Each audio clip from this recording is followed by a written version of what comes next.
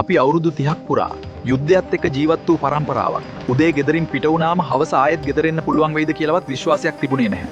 කොයි වෙලාවෙ බෝම්බයක් පුපුරයිද කියලා බයෙන් තමයි අපි ජීවත් වුනේ. බස් එකක යන්නත් බය කාලයක් තිබුණා.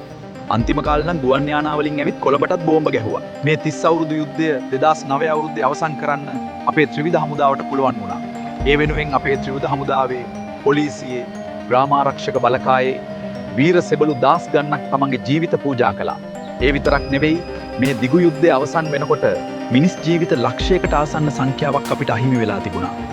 තරුණ ජීවිත දහස් ගණනක් හීන බලාපොරොත්තු දකුණේ සහෝදරයන් විතරක් නෙවෙයි උතුරේ අහිංසක සහෝදරයෝ මේ යුද්ධය නිසා තමන්ගේ ජීවිතවලින් වන්දි ගෙව්වා.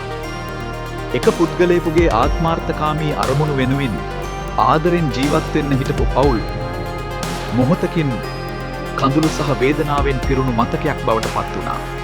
අද අපි ඒ සියලුම සහෝදර සහෝදරියන් ගෞරවයෙන් සිහිපත් කරනවා. නැවත කිසිදාක මේ රටට එවැනි කුරිරු යුද්ධයක් උදා නොවේවා අපි සියලු දෙනා හදවතින්ම ප්‍රාර්ථනා කරමු.